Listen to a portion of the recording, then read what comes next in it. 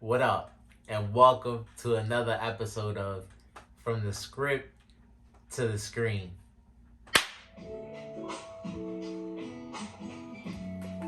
The Jujutsu Kaisen edition, episode 5 of season 2 is out now, covering chapters 76, 77, and 78 of volume 9. Volume 9 ends with chapter 79, which they jump into a little bit, but we'll get to that a little later. As always, gotta shout out the creator, Gege Akutami. You guys know my slogan, excuse me if I'm mispronouncing it. And shout out the Mappa Studios for providing us with this great piece of animation. Now, as you guys know, continuing from the episode of last week, the guy suffered a bit of a heartbreak. Even though Gojo was able to recover and was able to handle Toji, we know that they still somewhat failed because the star plasma vessel at the time was killed, so the mission was still deemed a failure. And so we saw that those things started to affect the guys a little bit.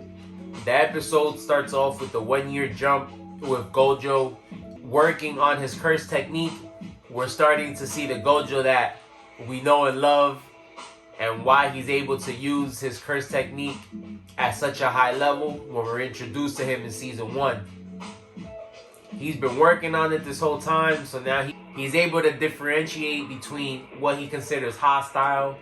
He's able to keep Limitless on for an infinite amount of time, and so we see why he's considered the strongest sorcerer. Again, with the combination of the Limitless technique and the 6 eyes, there really is no telling of what Gojo can do. But honestly, the more important thing to me in this episode, and what I want to get into, is Geto.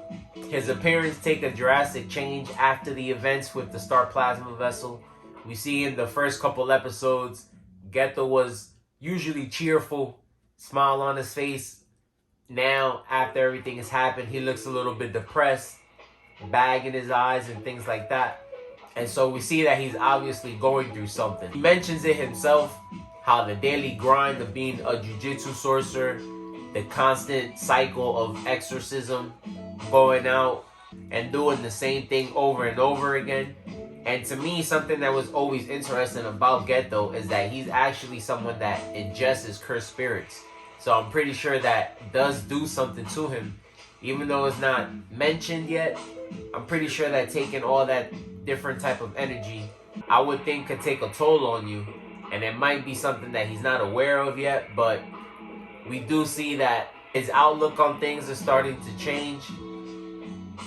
He's not necessarily sure how he feels about non-jujitsu sorcerers anymore, since we know that he felt like jujitsu sorcerers had to protect people. At this point, he's not really sure what he's even protecting. And I think some events that happened during this time just continue to stir the pot and ends up being the Geto that we see in Volume 0 and in the Jujutsu Kaisen movie.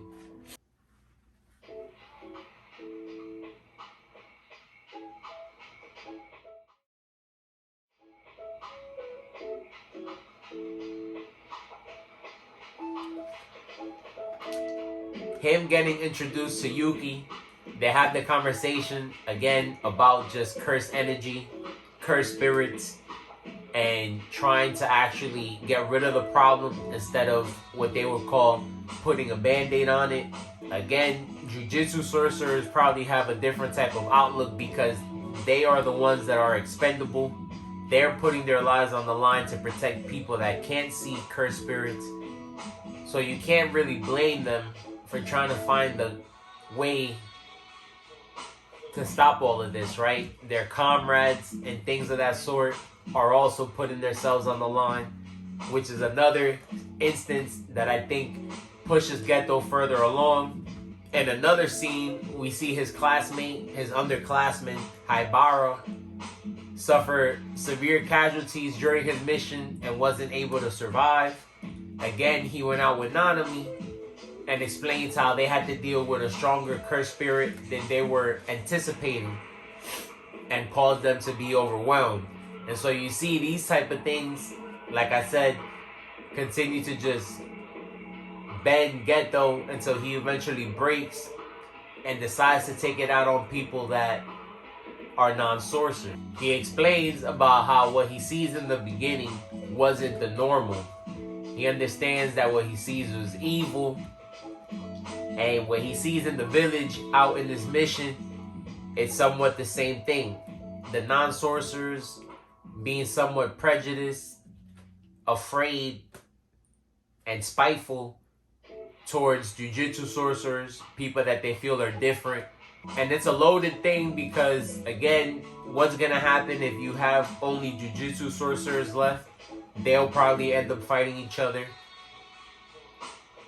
And just because you eliminate non-sorcerers doesn't mean that you will eliminate cursed spirits. But again, it's understandable if you try to look at it from another person's perspective, because again, not everybody processes emotion the same way.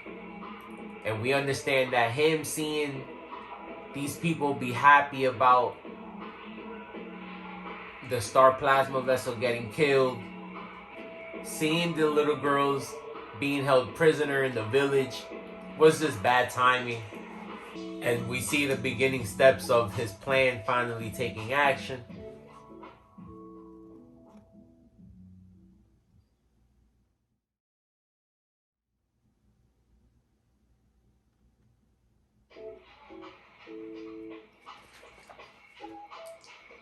And like I said before, this is a flashback, so this would be the timeline.